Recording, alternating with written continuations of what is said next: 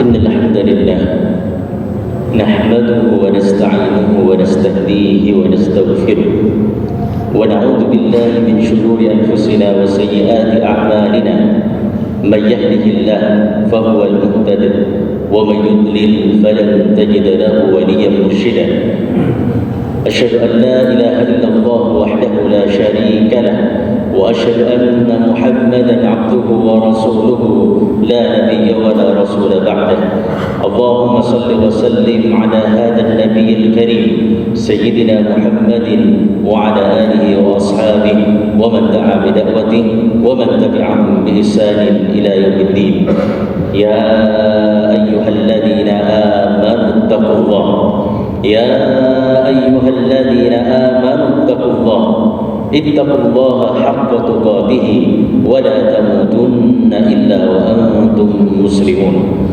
يا أيها الذين آمنوا اتقوا الله وقولوا قولا سديدا يصلح لكم أعمالكم ويغفر لكم ذنوبكم ومن يطع الله ورسوله فقد فاز فوزا عظيما. Ma'asyiral muslimin, jamaah salat Jumat sekalian, rahimakumullah. Alhamdulillah, marilah senantiasa kita bersyukur kepada Allah. Marilah senantiasa kita memuji Allah atas segala nikmat, rahmat, inayah, ma'unah, hidayah dan taufik yang Allah limpahkan kepada kita semua tanpa henti-hentinya. Mulai nikmat perpanjangan usia, kesehatan, keselamatan, ketenangan, keamanan, hingga nikmat yang paling mahal, ma'asyiral muslimin, nikmat iman, nikmat Islam, nikmat ringannya kaki kita melangkah memenuhi panggilan Allah, hadir sholat Jumat di awal waktu. Ini nikmat yang begitu mahal. Maka kita bermohon dan bermunajat kepada Allah Subhanahu wa taala, mudah-mudahan Allah kekalkan nikmat iman, Islam, paringi kita semua nikmat keistiqomahan hingga kelak kapanpun itu Allah cabut nyawa kita dalam kondisi husnul khatimah. Amin ya rabbal alamin. Ma'asyiral muslimin, para bapak, para suami yang dirahmati oleh Allah Subhanahu wa taala. Kemuliaan seorang laki-laki tidak terletak pada jumlah rupiah yang dimiliki, bukan pula pada jabatan yang diduduki, pangkat yang disandang, atau deret gelar di belakang namanya. Saya ulangi sekali lagi, kemuliaan seorang laki-laki itu tidak bergantung pada berapa mewah mobil yang dimiliki, deret gelar yang ada di belakang namanya, jabatan atau kedudukan yang dia miliki. Tidak. Tapi kemuliaan seorang laki-laki itu terletak pada seberapa bagus penilaian istri dan anaknya masing-masing terhadap dirinya. Hal ini ditegaskan oleh Rasulullah SAW ketika beliau menyampaikan khairukum li ahlihi wa ana khairukum li ahli. Yang terbaik di antara kalian, kata Rasulullah, yang paling keren di antara kalian, yang paling top di antara kalian, itu adalah yang paling keren, yang paling hebat di depan mata istri dan anaknya masing-masing. Dan saya, kata Rasulullah, adalah yang terbaik di antara kalian bagi istri dan anak-anak saya sendiri. Maka ma'asyiral muslimin, jemaah sekalian rahimakumullah, di momen dan di hari yang penuh barakah ini, saya ingin mengajak diri saya pribadi dan kita semua untuk merenungi dan menseriusi kembali tentang bab ini, tentang seberapa bagus interaksi kita dengan istri dan anak kita, seberapa bagus peran kita dalam mengelola dan menjadi kepala di rumah tangga kita. Begitu indah dan begitu manis senyum kita kepada klien, begitu lembut tutur bahasa kita ketika berhadapan dengan atasan, begitu sering kita ikut pelatihan service excellence dan seterusnya. Tapi kita sering lupa, atau bahkan kita nyaris hampir tidak pernah ingat tentang amanah utama kita, interaksi kita dengan anak dan istri kita. Amanah yang SK-nya langsung dari Allah Subhanahu wa taala. Iming-imingnya langsung surga, ancamannya langsung neraka. Bagaimana senyum kita di hadapan istri dan anak kita. Bagaimana tutur bahasa kita di rumah ini. Hadirin, inilah kata Rasulullah justru yang menjadi indikator hakiki apakah seorang laki-laki itu mulia atau tidak. Maka begitu indah bila mana seorang kepala rumah tangga bisa membangun komunikasi yang indah di rumah tangganya, yang indah seindah bidadari. Oleh karena itu nasihat yang ingin saya nasihatkan untuk diri saya pribadi dan kita semua di momen yang penuh barokah ini, saya singkat menjadi bidadari. Bidadari. Ada 4 hal yang ingin saya nasihatkan untuk diri saya pribadi dan kita semua. Yang pertama, B-nya adalah bil ma'ruf. Bil ma'ruf. Allah Subhanahu wa taala menegaskan perintahnya kepada kita semua para suami untuk mempergauli istri dengan cara yang ma'ruf, dengan cara yang lembut, dengan cara yang memuliakan. Kata Allah Subhanahu wa taala, wa ashiruhunna bil ma'ruf fa in karihtumuhunna fa 'asa an takrahu syai'an wa yaj'al Allahu fi khairan katsiran. Pergaulilah istri kalian, interaksilah dengan mereka dengan cara yang ma'ruf, selembut mungkin, sehalus mungkin, sebaik mungkin. Bila mana kata Allah kalian menemukan ada satu sifat, satu watak, satu kebiasaan yang tidak kalian sukai pada istri kalian. Ada watak, ada sifat, ada hal yang kita tidak suka pada istri kita. Kemudian kita bersabar atas hal itu. Kata Allah, ketahuilah di balik itu ada kebaikan yang besar, kebaikan yang besar untuk kita dan keluarga kita. Bila mana ada sesuatu yang kita tidak sukai, tapi itu tidak merubah sikap kita kepada istri kita. Ada watak, ada sikap, ada hal yang tidak kita sukai, tapi kita tetap bertutur kata lemah lembut, bersikap semanis mungkin kepada istri dan anak-anak kita. Kata Allah Subhanahu wa taala, barangkali di balik itu semua ada kebaikan yang besar. Barangkali ma'asyiral muslimin, salat kita terlalu minimalis untuk mengantarkan kita ke surga. Sedekah kita bisa dihitung lembarannya untuk mengantarkan kita ke surga. Baca Quran kita hanya beberapa lembar setiap hari, tidak cukup buat ke surga. Barangkali justru jalan tol surga kita adalah kesabaran kita dalam menghadapi istri kita. Kata Rasulullah sallallahu alaihi wasallam, istausu bin nisa'i khairan fa innahunna khuliqna min dhil'in. Berilah nasihat kepada istri kalian dengan cara yang baik, dengan cara yang lembut, dengan cara yang memuliakan. Karena sesungguhnya mereka itu, para istri kalian, diciptakan dari tulang rusuk yang bengkok. Jika tulang rusuk bengkok itu kalian paksakan untuk diluruskan dengan paksa, dia akan patah. Tapi kalau dibiarkan, dia akan terus bengkok. Maka tugas para suami, tugas golongan panjenengan sedaya adalah mentarbiyah istri, mengingatkan istri, mendidik istri, menasihati istri dengan cara yang ma'ruf, dengan cara yang lemah lembut. Seorang ulama mengatakan kebahagiaan seorang laki-laki kadang-kadang terletak pada seberapa besar kesabarannya dalam menghadapi istrinya. Yang pertama bil ma'ruf, yang kedua bidadari, yang kedua dan-nya adalah dengarkan. Dengarkan. Kalau kita ingin rumah tangga kita berselimutkan keberkahan-keberkahan dari Allah Subhanahu wa taala, rumah tangga kita ini utuh sampai di surga, salah satu seni dan teladan yang diajarkan Rasulullah sallallahu alaihi wasallam kepada para suami adalah seni mendengarkan istri. Ketika istri berkeluh kesah, ketika istri curhat, ketika istri cerita, ketika istri ngajak ngobrol, suami mampu mendengarkan istri.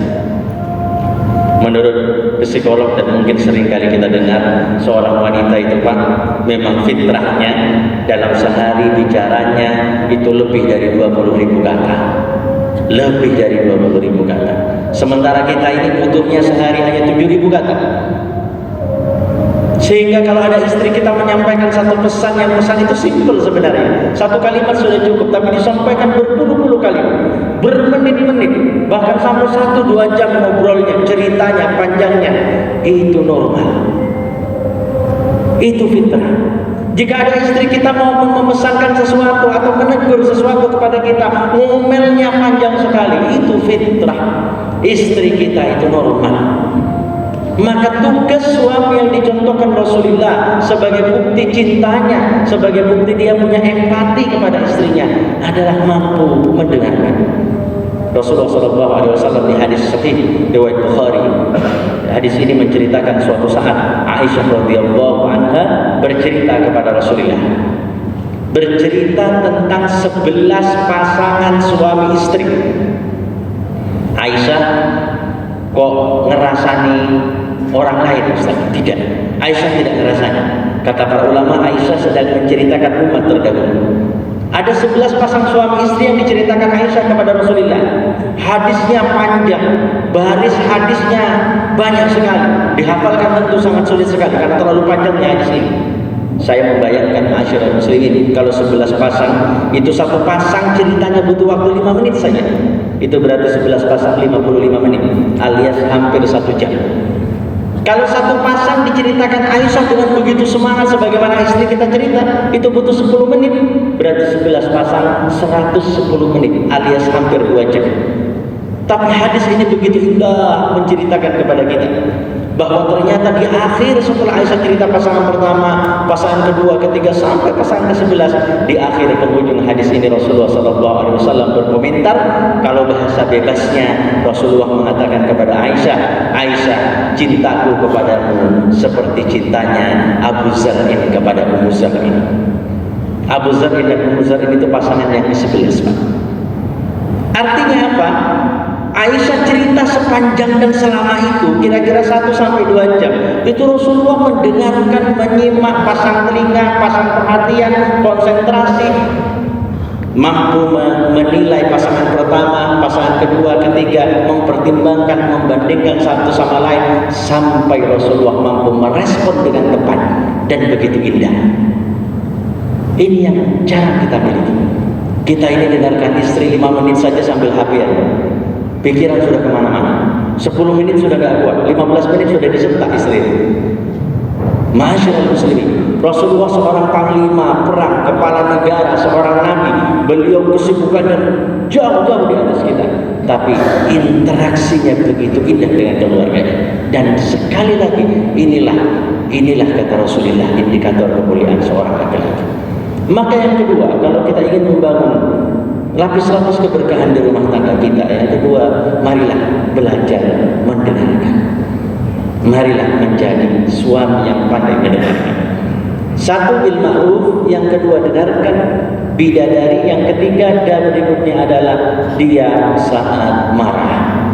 Diam saat marah. Begitu banyak perceraian-perceraian yang disebabkan karena adu mulut antara suami istri. Istrinya ngomel, suaminya nggak terima, disentak. Adu mulut suami istri, akhirnya berujung perceraian. Alhamdulillah. Maka ma'asyiral muslimin jamaah sekalian rahimakumullah, salah satu akhlak Rasulullah SAW yang disampaikan dan dipesankan kepada kita semua, kata Rasulullah, idza ghadiba ahadukum falyasbut. Jika di antara kalian sedang marah, kata Rasulullah, kalian menemukan di rumah ada tingkah laku anak yang tidak kalian senangi, ada tingkah laku istri yang tidak kita sukai, marah, naik itu emosi sampai ke ubun-ubun, muntah rasanya, mau marah, mau ngomel. Apa kata Rasulullah? Satu saja yang perlu kita lakukan, falyasbut, diam, tutup mulut rapat-rapat. Pause, berhenti dulu 5 menit, 10 menit, 15 menit, 20 menit. Saat emosi memuncak, jangan biarkan satu kata pun keluar dari lisan kita sampai hati kita tenang, pikiran kita jernih. Baru setelah itu silahkan panjenengan tuturi, silahkan kita nasihati, kita beritahu, kita tarbiyai istri dengan cara yang ma'ruf. Maka akhlak berikutnya yang diajarkan Rasulullah, tips rumah tangga berikutnya adalah kalau kita sedang emosi, tahan lisan, diam saat marah, bil ma'ruf, dengarkan, diam saat marah, dan yang terakhir bidadari, rinya adalah sorry. Sorry artinya maaf. Maaf berarti minta maaf dan memaafkan. Rumah tangga itu bukan pertandingan lari siapa yang lebih cepat dan nyampe duluan. Ini bukan pertandingan debat siapa yang argumentasinya lebih hebat. Tidak. Tapi rumah tangga adalah ikatan sakral yang saat kita membangun ikatan akad nikah, itu berarti kita komitmen untuk menjaga ikatan ini sampai ke surga. Sehingga untuk menjaga rumah tangga kita sampai di surga, hadirin rahimakumullah, bukan soal seberapa bagus argumentasi kita di depan istri, bukan soal siapa yang paling bisa mengalahkan dan menaklukkan argumentasi istri, tapi ini soal, hadirin rahimakumullah, ini soal siapa para suami yang lebih mampu memiliki kebesaran jiwa dan kelapangan dada dalam menghadapi istrinya. Ketika terjadi masalah, saling tidak pawuh, gak nyapa antara suami istri, saling gengsi, maka marilah kita menjadi suami yang lebih dulu minta maaf. Marilah kita menjadi suami yang mudah memaafkan. Karena kata Rasulullah sekali lagi, wa ma zadallahu 'abdan bi'afwin illa izzah. Allah tidak akan memberikan hadiah kepada orang yang pandai minta maaf dan memaafkan kecuali Allah berikan kemuliaan. Kenapa iming-imingnya kemuliaan? Karena yang menyebabkan kita enggan minta maaf, gengsi minta maaf dan memaafkan adalah merasa lebih mulia. Aku ini kepala rumah tangga, dia yang salah, masa aku yang minta maaf? Padahal kata Rasulullah, kemuliaan di sisi Allah itu justru terletak pada mereka yang mudah memaafkan dan minta maaf. Maka hadirin rahimakumullah, mudah-mudahan Allah Subhanahu wa taala melembutkan hati kita, memudahkan kita dalam menjalankan amanah kita sebagai kepala rumah tangga, menjaga keutuhan dan keberkahan rumah tangga hingga nanti Allah pertemukan kita dan keluarga kita kembali di surga insyaallah. Barakallahu li wa lakum fil Qur'anil azim wa nafa'ani wa iyyakum bima fihi min al-ayati wa dzikril hakim wa taqabbala minni wa minkum tilawatahu innahu huwas samiul alim.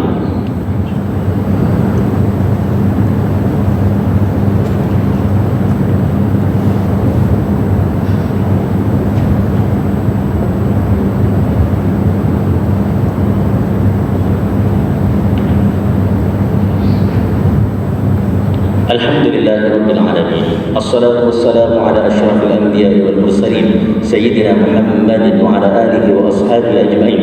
Asyhadu an la ilaha illallah wahdahu la syarika lah wa asyhadu anna Muhammadan abduhu wa rasuluhu la nabiyya wa la rasula ba'dah. Wa qala tabaraka wa ta'ala, a'udzu billahi minasy syaithanir rajim. Fattaqullaha mastata'tum wasma'u wa ati'u wa anfiqu khairan li anfusikum wa may yuqa shuhha nafsihi fa ulaika humul muflihun. Ma'asyiral muslimin rahimakumullah, marilah kita mohon ampun kepada Allah bila mana selama ini kita abai dengan amanah yang penting satu ini, bila mana selama ini kita kurang perhatian tentang manisnya senyum dan lemah lembutnya tutur kata kita di tengah keluarga kita masing-masing. Mudah-mudahan Allah menjaga keutuhan rumah tangga kita semua sekali lagi sampai di surga. Alhamdulillahirabbil alamin, hamdan syakirin, hamdan na'imin, hamdan yuwafi ni'amahu wa yukafi mazidah. Ya Rabbana lakal hamdu wa lakal syukr kama yanbaghi li jalali wajhikal karim wa 'azimi sultanik. La ilaha illa anta subhanaka inna kunna minadh dhalimin.